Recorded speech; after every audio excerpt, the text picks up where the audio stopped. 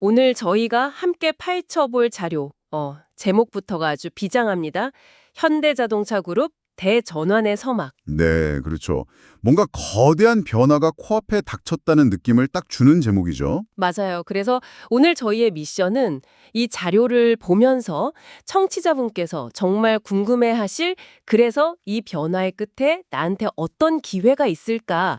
이 질문에 대한 답을 찾아보는 겁니다. 좋습니다. 단순히 자동차 회사가 아니라 이제 뭐 로봇도 만들고 소프트웨어로도 파는 그런 회사로 변신하는 현대차의 미래를 아주 구체적으로 그려볼 거예요. 그러려면 이 대전환의 출발점부터 짚어야 하는데요. 자료에서도 가장 먼저 지적하는 게 바로 현대차 그룹의 오랜 아킬레스건이죠. 아, 그 순환 출자요? 네, 바로 순환출자라는 족쇄입니다. 현대모비스가 현대차를, 현대차가 기아를, 또 기아가 현대모비스를 이렇게 서로 물고 있는 복잡한 구조. 이게 그룹 전체의 가치를 짓눌러 왔거든요. 소위 코리아 디스카운트의 주범 중 하나로 항상 꼽히던 바로 그 문제잖아요. 그렇죠. 투자자 입장에서는 정말 답답한 부분이었죠. 그런데 이 자료의 시각이 재미있는 건 바로 이 족쇄를 끊어내는 과정에서요. 네. 오히려 미래를 이끌 두 개의 거대한 엔진이 만들어지고 있다고 분석한다는 점이에요. 과거의 문제를 해결하는 게 오히려 미래 성장의 동력이 된다? 이거 굉장히 흥미로운 관점이네요. 그 두 개의 엔진이 뭔가요? 첫 번째 엔진은 예상하시겠지만 지배구조 개편 그 자체입니다. 이 복잡한 매듭만 풀어도 기업 가치가 제대로 평가받을 거라는 거고요. 그렇군요. 두 번째 엔진이 바로 이 자료의 핵심인데 로보틱스와 소프트웨어 중심 자동차, 즉 SDV라는 미래 기술입니다. 아, 그럼 이 거대한 무대 위에서 각자 주연을 맡은 배우들이 있을 텐데 자료에서 꼽은 5개의 핵심 플레이어들을 중심으로 본격적인 이야기를 시작해보죠. 네, 좋습니다. 첫 번째 배우, 현대모비스. 자료에서는 아주 명확하게 컨트롤 타워라고 딱 정해놨어요. 이건 왜 그런 거죠? 말 그대로 지배구조의 가장 꼭대기, 그 정점에 있기 때문이에요. 순환 출자 구조도를 보면 모든 화살표가 결국 현대모비스로 향하거나 혹은 거기서 시작되거든요. 아, 모든 길은 현대모비스로 통하는군요. 정확합니다. 즉, 대주주가 그룹 전체를 안정적으로 지배하려면 다른 어떤 회사도 아닌 바로 이 현대모비스의 지분을 확보해야만 해요. 그래서 앞으로 어떤 시나리오로 개편이 진행되든 그 중심에는 항상 현대모비스가 있을 수밖에 없는 거죠. 지배구조의 알파자 오메가다. 뭐 이런 거군요. 근데 투자자 입장에서는 이게 좀 헷갈릴 것 같아요.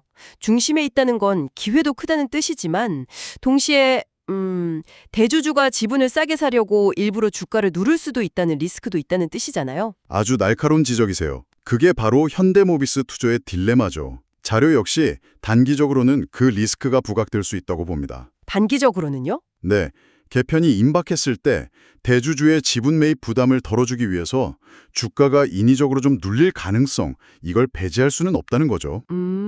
하지만 시야를 조금만 더 넓혀보면 결국 개편이 완료된 후에는 그룹의 실질적인 지주회사 역할을 하게 될 가능성이 높거든요. 그렇게 되면 이제 사업 가치랑 보유 지분 가치가 재평가되면서 장기적으로는 기업 가치가 정상화될 거다. 이게 이 자료의 핵심적인 시각입니다. 단기적 변동성은 감수해야 하면 숙제다. 이런 말씀이시네요? 그런 셈이죠. 그렇군요. 그럼 그 숙제를 풀어야 할 대주주 정혜선 회장 입장에서는 현대모비스 지분을 사기 위한 막대한 자금이 필요할 텐데 그 돈은 어디서 나오는 걸까요? 여기서 자연스럽게 두 번째 플레이어가 등장하더라고요. 네, 바로 현대글로비스죠. 전략적 자금줄이라는 별명이 모든 걸 말해주는 것 같습니다. 네, 현대글로비스는 이 거대한 퍼즐의 치트키 같은 존재입니다. 정의선 회장이 약 20%의 지분을 직접 보유한 사실상 유일한 개인 금고거든요. 개인 금고? 네, 그래서 가장 유력한 시나리오는 바로 이 글로비스 지분을 활용하는 겁니다. 이걸 다른 핵심 계열사 지분과 맞교환하거나 아니면 시장에 팔아서 현금을 확보하는 거죠. 그렇게 확보한 실탄으로 최종 목표인 현대모비스 지분을 사들이는 그림이 가장 합리적이고요. 잠시만요. 그럼 그 논리대로라면 대주주 입장에서는 실탄의 가치, 그러니까 현대글로비스의 주가가 높으면 높을수록 좋은 거네요? 정확합니다. 바로 그 지점이 현대글로비스 투자의 가장 강력한 포인트예요. 아, 대주주의 이해관계와 주주들의 이해관계가 완벽하게 일치하는 아주 드문 경우죠. 어떻게든 현대글로비스의 기업 가치를 끌어올려야만 최소한의 지분으로 더 많은 실탄을 확보할 수 있으니까요. 이해관계가 일치한다는 건 정말 강력한 투자 포인트네요. 근데 한편으로는 대주주만을 위한 회사 아니냐, 이런 비판을 받을 수도 있는 지점 아닌가요? 네, 과거에는 그런 시각이 있었던 게 사실이죠. 하지만 지금은 상황이 달라졌다는 게 이 자료의 분석입니다. 현대글로비스의 가치를 높이는 방법이 단순히 그룹 일감 몰아주기 이런 게 아니거든요. 아, 그럼 뭔가요? 그룹의 미래 성장 동력과 직접 연결되어 있기 때문이에요. 여기서 자연스럽게 아까 말씀드린 두 번째 엔진, 바로 로보틱스 이야기로 넘어가게 됩니다. 아, 지배구조 이슈가 미래 기술이라는 성장 스토리랑 이렇게 연결되는군요. 네, 바로 그겁니다. 현대글로비스가 세계 최고의 로봇 기업으로 꼽히는 보스턴 다이내믹스, 줄여서 BD라고 하죠. 네, BD. 이 BD의 지분 11%를 직접 보유하고 있다는 사실에 주목해야 합니다. 만약 BD가 나스닥 같은 곳에 상장하게 되면 그 지분 가치가 폭발적으로 증가하겠죠. 이건 단순한 재무적 투자를 넘어서요. 사업적인 연결고리도 있다는 말씀이시죠? 물론이죠. BD의 물류 전문 로봇 스트레치 보셨어요? 창고에서 박스를 정말 사람처럼 막 옮기는데 아, 네, 봤어요. 정말 신기하더라고요. 그걸 현대글로비스의 첨단 물류센터에 도입한다고 생각해 보세요. 물류 효율이 지금과는 비교가 안 될 겁니다. 즉, 현대글로비스는 대주주 지분 가치 상승이라는 지배구조 모멘텀과 BD 상장과 로봇 사업 혁신이라는 미래 성장 모멘텀, 이 두 가지를 모두 가진 아주 특별한 플레이어라는 겁니다. 와, 이중 모멘텀? 그러니까 물류회사가 로보틱스 유니콘의 뒷문을 열어주는 열쇠 역할까지 하는 셈이네요.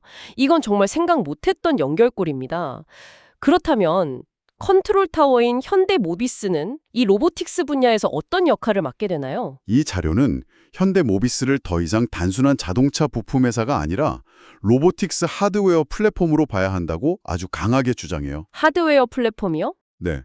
로봇의 팔다리, 관절 역할을 하는 가장 핵심 부품이 액추에이터라는 건데 현대로비스가 이걸 직접 만들어서 공급하거든요. 아, 그 전기차 모터 만드는 기술력을 로봇 쪽으로 확장한 거군요. 바로 그거예요.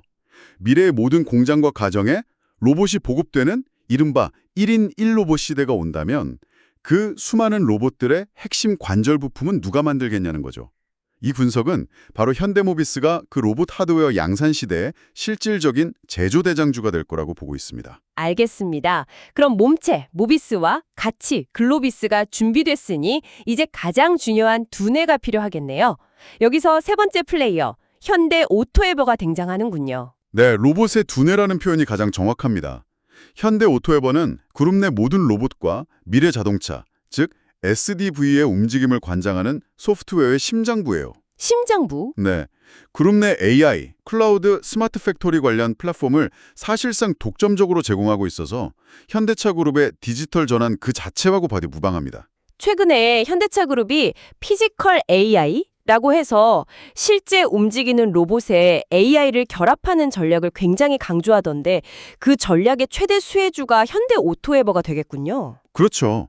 결국 아무리 정교한 로봇 팔, 모비스가 있고 그걸 활용한 물류 시스템, 글로비스가 있어도 그걸 통합해서 지능적으로 제어하는 소프트웨어, 즉 오토에버가 없으면 그냥 고철덩어리일 뿐이거든요. 하긴 그렇겠네요. 로봇과 자율주행 기술이 발전할수록 이 소프트웨어의 가치는 하드웨어 가치를 뛰어넘어서 기하급수적으로 커질 수밖에 없다는 게 이 자료의 전망입니다. 이야기를 종합해보니 역할 분담이 정말 명확해지네요.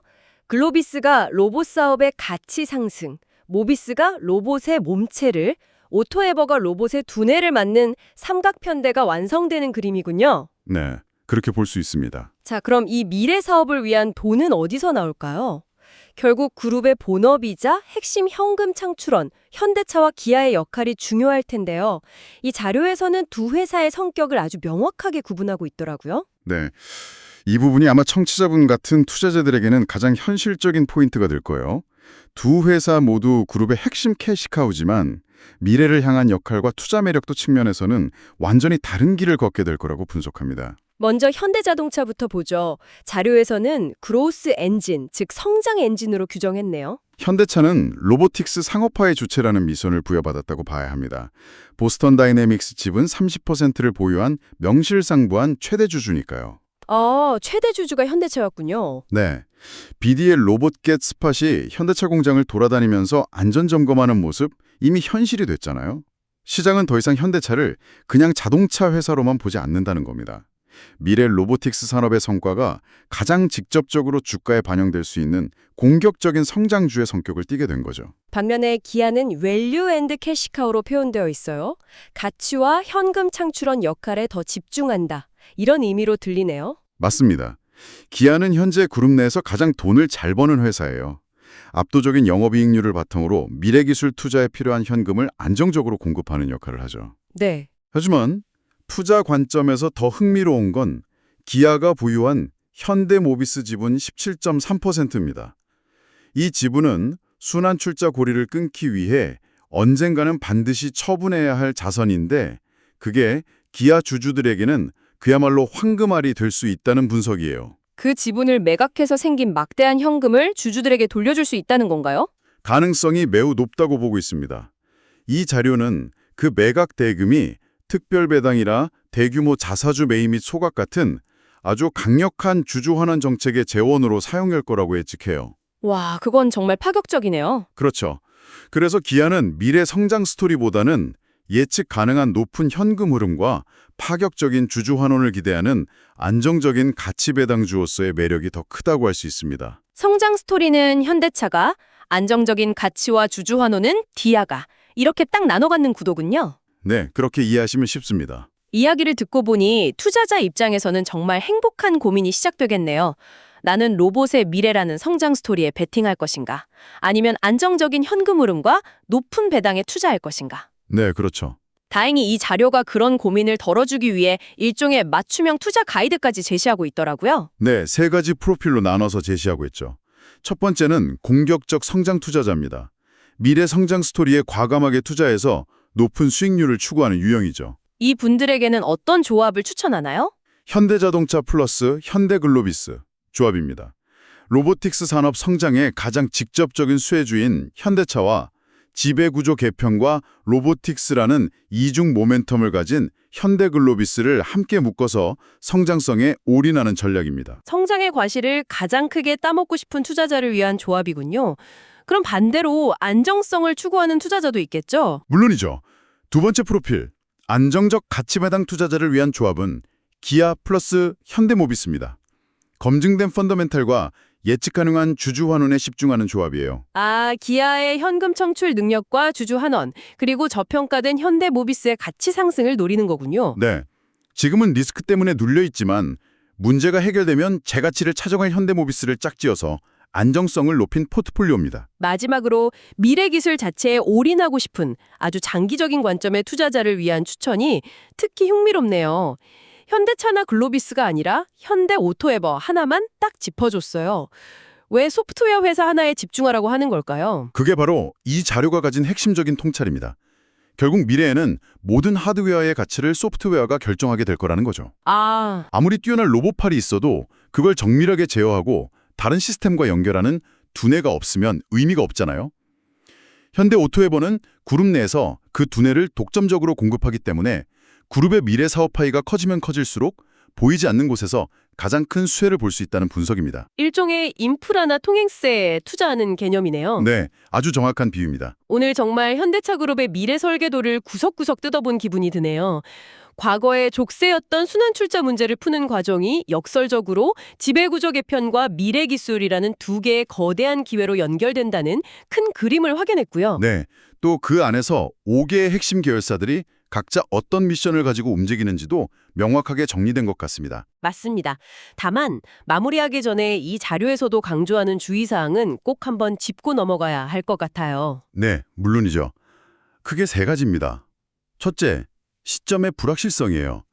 지배구조 개편이 언젠가는 되겠지만 그 구체적인 방식과 시점은 여전히 안개 속이라는 점. 네, 언제 할지는 아무도 모르죠. 그렇죠. 둘째는 앞서도 이야기 나눴던 주가 변동성입니다. 대주주의 이익, 예를 들면 현대모비스를 싸게 사야 하는 필요에 따라 특정 계열사 주가가 단기적으로 출렁일 수 있다는 점은 항상 염두에 둬야 하고요. 마지막으로 산업 경쟁 심화라는 거시적인 리스크입니다. 글로벌 자동차 시장, 로봇 산업 경쟁이 얼마나 치열한가요? 이런 외부 환경 변화는 당연히 고려해야 합니다. 좋은 지적입니다. 아무리 좋은 설계도라도 외부 환경과 실행 시점에 따라 결과는 달라질 수 있으니까요. 모든 투자 결정의 최종 책임은 결국 투자자 본인에게 있다는 점 다시 한번 기억해야겠습니다. 네, 맞습니다. 자, 마지막으로 청취자분께서 스스로 더 깊이 생각해 볼 만한 질문을 하나 던지면서 마무리할까 합니다. 이 자료는 지배구조 개편과 로보틱스라는 두 개의 성장 엔진을 중심으로 명확한 지도를 제시했습니다. 하지만 이 거대한 전환이 성공적으로 끝난 후 현대차 그룹의 다음 10년을 이끌 세 번째 성장 엔진은 과연 무엇이 될까요? 오늘 우리가 살펴본 5개의 플레이어 중 혹은 아직 주목받지 못한 다른 곳에서 그 다음 시대를 주도할 잠재력을 가진 주인공은 누구일지 한번 상상해 보시는 건 어떨까요?